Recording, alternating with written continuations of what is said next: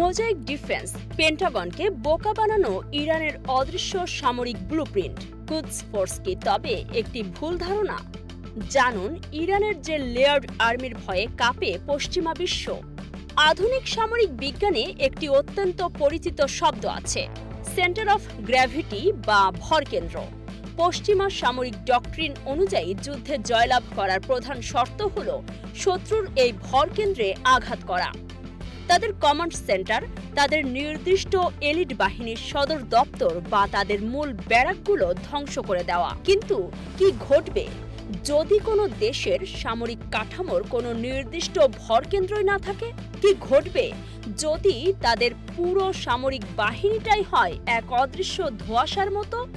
বিশ্বজুড়ে আন্তর্জাতিক মিডিয়া এবং পশ্চিমা থিঙ্ক ট্যাঙ্কগুলো যখন ইরানের সামরিক সক্ষমতা নিয়ে বিশ্লেষণ করে, তখন তারা বারবার একটি নির্দিষ্ট শব্দের ফাঁদে পড়ে যায়। শব্দটি হলো কুদস ফোর্স। আঞ্চলিক প্রভাব বিস্তারের ক্ষেত্রে কুদস ফোর্স হয়তো ইরানের সবচেয়ে পরিচিত মুখ, কিন্তু সামরিক বিশ্লেষকদের মতে এটি আসলে পশ্চিমা বিশ্বের জন্য একটি বিশাল বড় ইলুশন বা বিভ্রম। ধরে নেওয়া যাক আগামীকাল সকালে ইরানের কোনো গুরুত্বপূর্ণ বন্দর, পারমাণবিক স্থাপনা বা দ্বীপের ওপর সীমিত আকারের কোনো সামরিক আগ্রাসন হলো। আপনি কি ভাবছেন সেখানে প্রথমেই কুদস ফোর্স এসে হাজির হবে? উত্তরটি হলো না। যে বাহিনীগুলো প্রথম কয়েক ঘন্টায় এই আগ্রাসনের জবাব দেবে এবং যুদ্ধের গতিপথ নির্ধারণ করে দেবে, পশ্চিমা বিশ্বের রাডারে তাদের কোনো অস্তিত্বই নেই। এটি কোনো জাদুমন্ত্র নয়, এটি হলো ইরানের সামরিক ডক্ট্রিনের সবচেয়ে ভয়ঙ্কর এবং সফল একটি রূপ, যাকে সামরিক ভাষায় বলা হয় অ্যাসিমেট্রিক ওয়ারফেয়ার বা অসম যুদ্ধনীতি। ইরান খুব ভালো করেই জানে সরাসরি সম্মুখ সমরে আমেরিকার মতো পরাশক্তির সাথে তারা পেরে উঠবে না, আর তাই গত কয়েক দশক ধরে তারা পশ্চিমা ধাঁচের কোনো ব্র্যান্ডেড এলিট বাহিনী যেমন নেভি সিলস বা ডেল্টা ফোর্স তৈরি করেনি। এর বদলে তারা গড়ে তুলেছে এক জটিল ও বিকেন্দ্রীভূত ইকোসিস্টেম। তাদের কোনো একটি নির্দিষ্ট সদর দপ্তর নেই, তাদের নির্দিষ্ট কোনো ব্যারাক নেই। তাদের সামরিক শক্তি মূলত কয়েকটি স্তরে বা লেয়ারে বিভক্ত হয়ে পুরো দেশ জুড়ে ছড়িয়ে আছে। এই বিকেন্দ্রীভূত কাঠামোর সবচেয়ে বড় উদাহরণ হলো আইআরজিসির স্থলবাহিনী এবং তাদের বিশেষ অপারেশনাল ধারণা সাবেরিন। অনেক গোয়েন্দা সংস্থা সাবেরিনকে একটি নির্দিষ্ট ব্যাটালিয়ন মনে করে ভুল করে, কিন্তু প্রকৃতপক্ষে সাবেরিন কোনো ব্যাটালিয়ন নয়, এটি হলো একটি বিশেষ সক্ষমতা বা ক্যাপাবিলিটি সেট। এটি নির্দিষ্ট কোনো জায়গায় স্থির থাকে না। এই ইউনিটের সদস্যরা চরম পাহাড়ি ভূখণ্ড, মরুভূমি বা দুর্গম এলাকায় অতর্কিত হামলায় পারদর্শী। সবচেয়ে ভয়ঙ্কর দিকটি হলো তারা কোনো নির্দিষ্ট ঘাঁটিতে ফিরে যায় না। তারা স্থানীয় পরিবেশের সাথে, স্থানীয় মানুষের সাথে মিশে থাকে। একই চিত্র দেখা যায় দক্ষিণ পূর্বাঞ্চলে সক্রিয় সালমান ফার্সি ব্রিগেডের ক্ষেত্রে।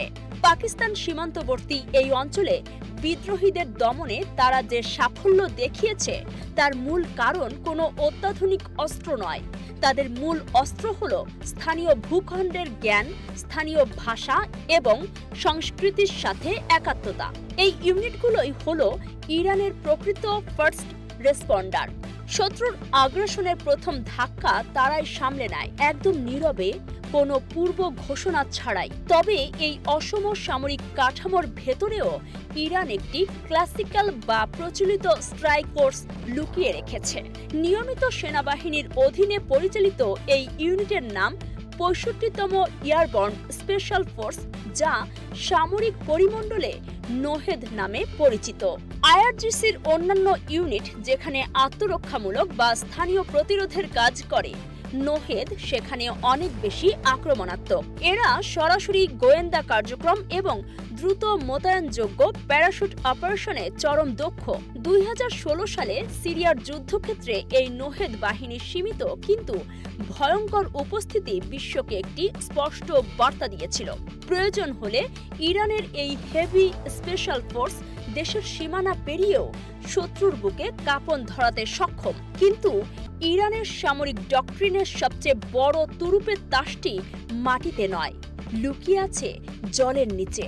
আইআরজিসির নৌবাহিনীর স্পেশাল ফোর্স বা সেফা নেভি স্পেশাল ফোর্স, এই বাহিনীটি এমনভাবে ডিজাইন করা হয়েছে যার মূল উদ্দেশ্যই হল হরমুজ প্রণালী এবং পারস্য উপসাগরে যে কোনো বহিরাগত শক্তির প্রবেশাধিকার আটকে দেওয়া।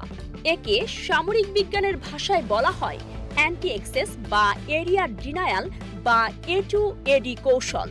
এরা বড় কোনো রণতরী ব্যবহার করে না, এর বদলে তারা ব্যবহার করে শত শত রাডার ফাঁকি দেওয়া স্পিডবোট, আন্ডার ওয়াটার ডাইভার এবং দ্বীপভিত্তিক চোরাগোপ্তা হামলা। এডেন উপসাগরে এবং হরমুজের জাহাজে ওঠার যে দুঃসাহসিক অভিযানগুলো আমরা দেখি তা মূলত এই নেভাল ফোর্সেরই কাজ। তাদের কৌশল খুব সহজ। শত্রুর অত্যাধুনিক যুদ্ধজাহাজকে তারা বড় কোনো টার্গেট দেয় না। বিশাল সমুদ্রের বুকে তারা মাছের মতো ছড়িয়ে থাকে এবং সুযোগ বুঝে ঝাঁক বেঁধে আক্রমণ করে।